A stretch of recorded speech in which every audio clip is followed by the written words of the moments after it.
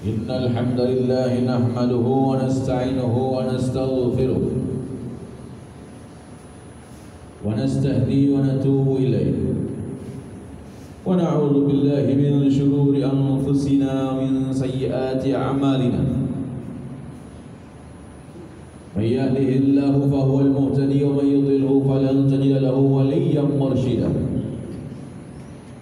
أشهد أن لا إله إلا الله ولن نشرك بربنا أحدا وأشهد أن محمدا عبده ورسوله الذي ينطق عن الهوى إن هو إلا وحي يوحى. صلاة وسلاما على رسول الله ونبينا محمد وعلى أهل بيته وأصحابه ومن تبع هداه. فيا عباد الله أوصيكم وإياي بتقوى الله فقد فاز من اتقى وفقد فاز فوزا عظيما. قال الله تبارك وتعالى: أعوذ بالله من الشيطان الرجيم بسم الله الرحمن الرحيم. يا أيها الذين آمنوا اتقوا الله حق تقاته ولا تموتن إلا وأنتم مسلمون.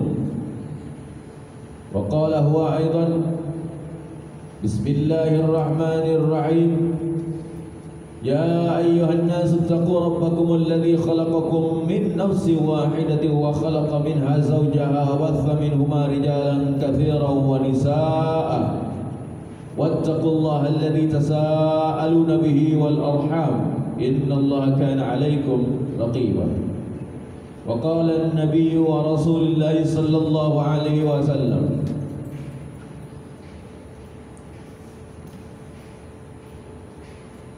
لأن تذبحوا فتعلم آية من كتاب الله خير لك من أن تصلي 100 مرة ولا أكثر هو فتعلم بابا من علم الله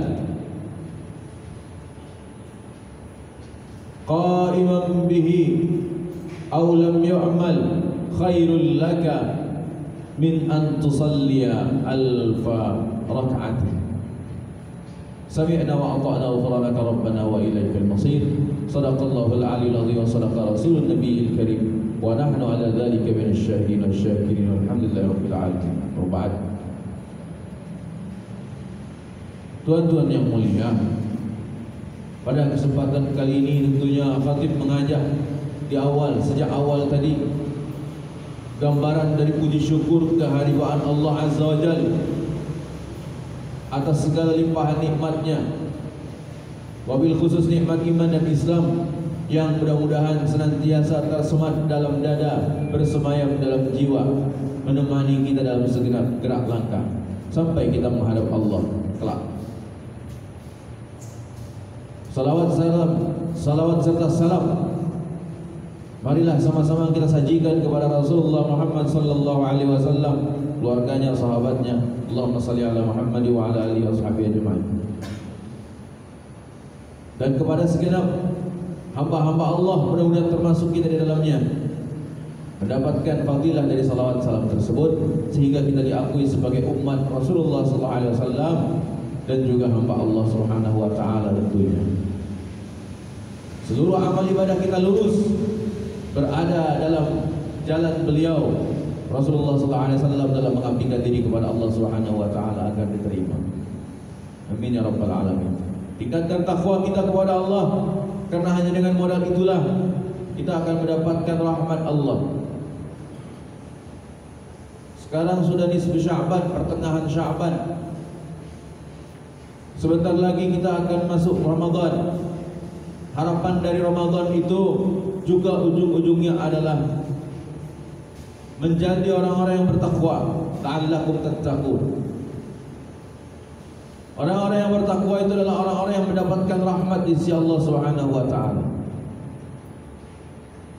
Oleh karenanya rahmat Allah ini turun bagaimana kehendaknya. Bukan perkara banyak sedikitnya amal. Kadang-kadang khatib berpikir, di saat iman lagi naik, kebanyakan manusia, mungkin termasuk khatib sendiri, merasa amal kita sudah soleh, sudah banyak, saya sudah banyak melakukan amal-amal kebajikan. Kita muhasabah diri saja. Sebab paling susah muhasabah diri. Saya tak yakin kalau sebelum tidur kita menulis dalam mungkin catatan kita, buku diari kalau dulu, atau di catatan draft HP kita, atau di mana lah namanya, dicatat, oh tadi dari pagi saya ketika bangun saya melakukan kesalahan ini, oh agak siang dikit saya melakukan kesalahan ini, sudah zuhur saya melakukan kesalahan ini, sampai malam, oh sebelum tidur tadi saya melakukan kesalahan ini. Saya tak yakin, khatib pun juga tidak demikian. Karena yang paling kita lakukan, yang sibuk kita lakukan adalah meneliti, mengorek-ngorek aib orang lain, bukan aib diri sendiri. Seolah kita sudah merasa paling hebat, paling jadi hamba Allah, paling mulia, paling enak. Seolah-olah kita sudah yakin surga menjadi milik kita. Seolah-olah kita yakin Allah merindukan kita. Kita menganggap diri kita ini paling suci, paling benar, sehingga kita selalu ngorek-ngorek kesalahan orang lain. Si itu kenapa ya kok begitu? Iya, emang dia begitu kelakuannya. Padahal diri kita jangan-jangan lebih buruk. Inilah akibatnya orang-orang yang tidak mengedepankan keilmuannya, sehingga derajatnya tidak diangkat oleh Allah Subhanahu wa taala. Inilah akibatnya orang-orang yang dia senantiasa, mudah-mudahan jangan termasuk kita, dia senantiasa menganggap dirinya lebih baik. Inilah perilaku iblis. Tidak ngerti ilmunya, tidak ngerti, tidak paham bahwa sesungguhnya rahmat Allah itu sangat dibutuhkan, dan ini semua akan diketahui kalau kita memperdalam ilmunya. Ini menjadi renungan bagi kita semua jemaah sekalian, tuan-tuan yang mulia, ibadallah yang budiman.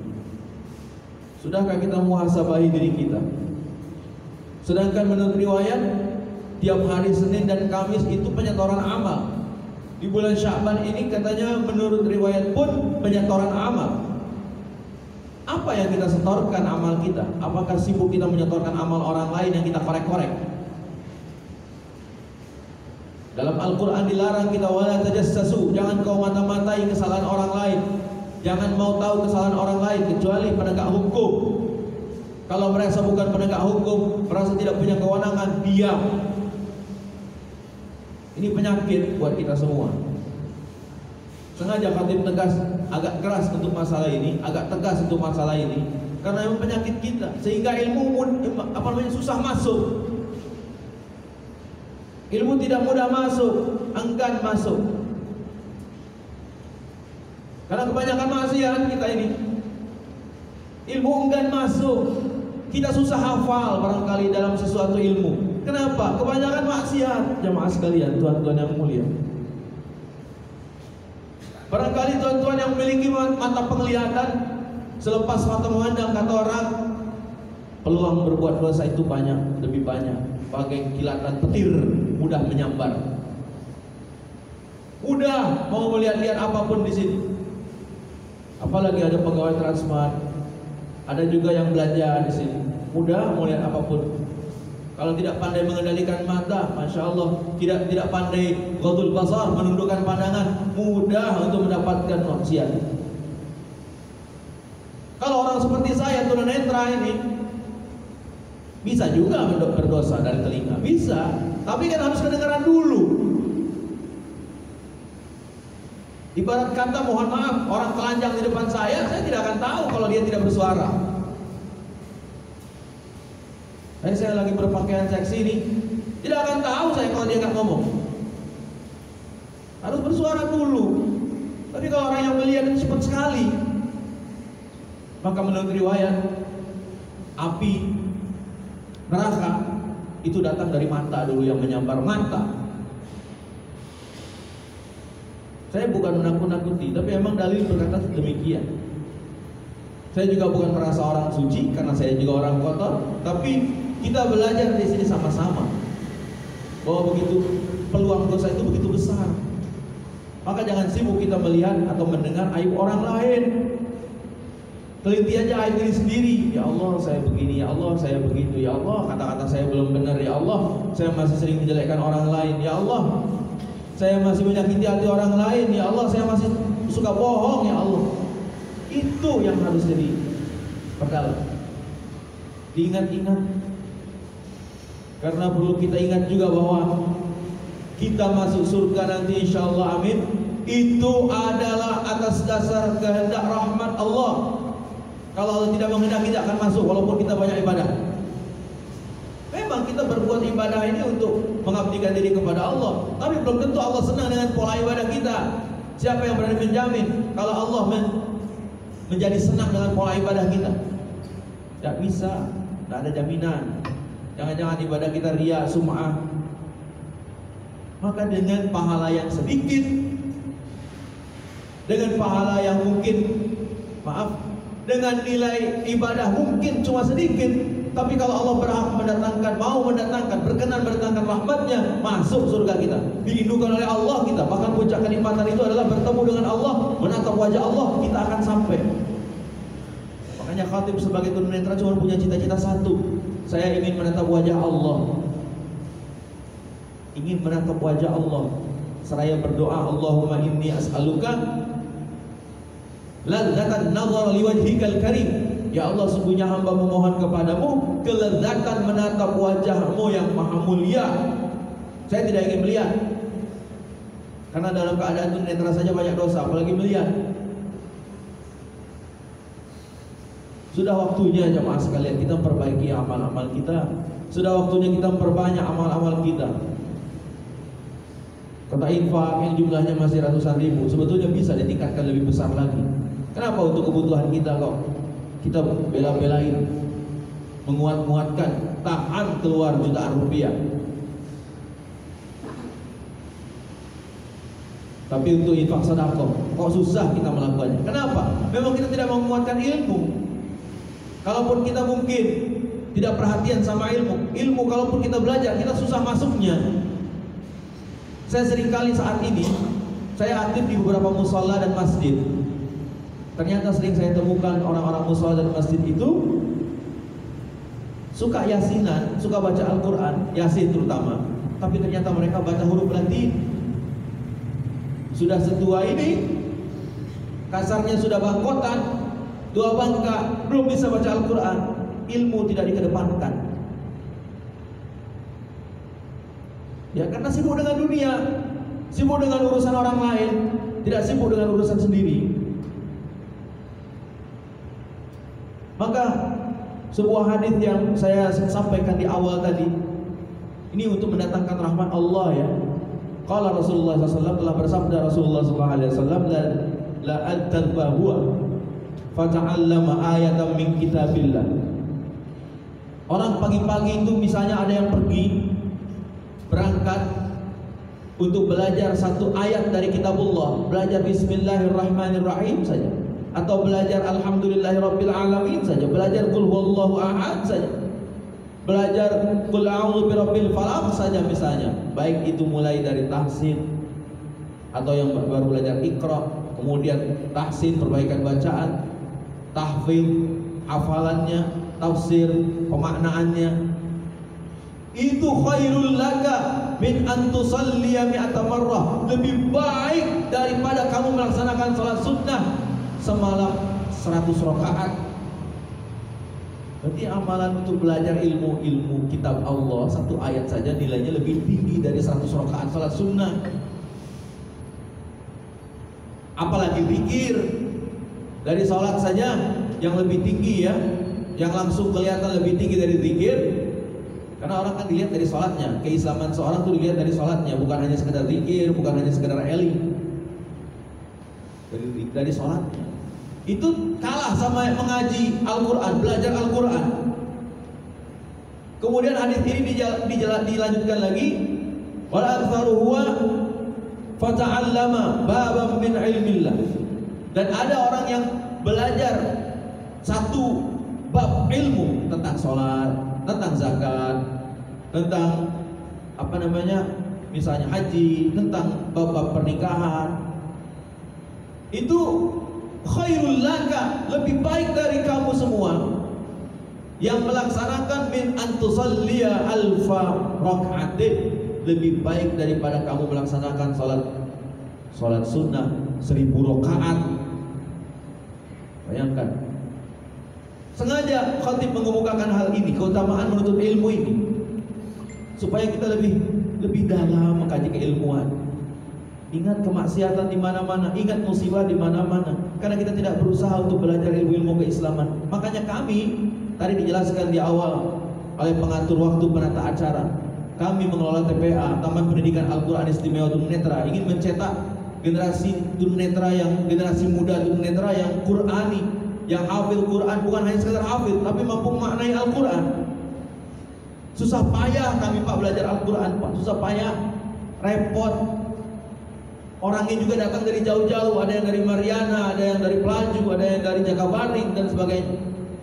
Kami punya santri 11, kecil-kecil anaknya Pak, tapi tunanetra Pak. Bayangkan kalau Bapak punya anak tunanetra, coba tuan-tuan bayangkan kalau tuan-tuan semua yang mulia punya anak tunanetra, tidak bisa melihat, kemana-mana harus diantar, itu ibu-ibu mereka ngantar Pak.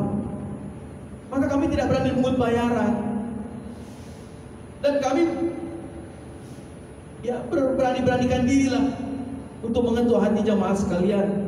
Minimal kalau jamaah belum hafid Quran, tuan-tuan sekalian belum hafid Quran, kalau mau fasilitasi, ya mudah-mudahan dapat pahala hafid Quran, dapat pahala tafsir Quran.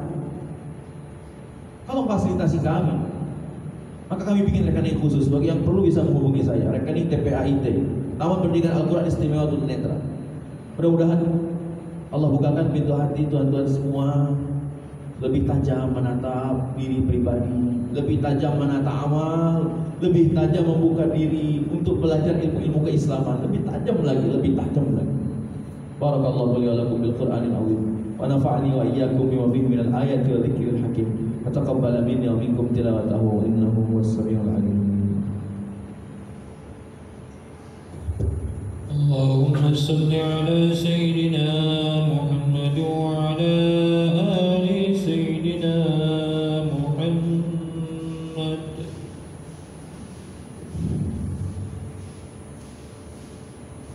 Alhamdulillah wa kafa, salatu wassalamu ala nabiyil mustafa wa ala alihi wa ashabihi ahli sirati wal wafa.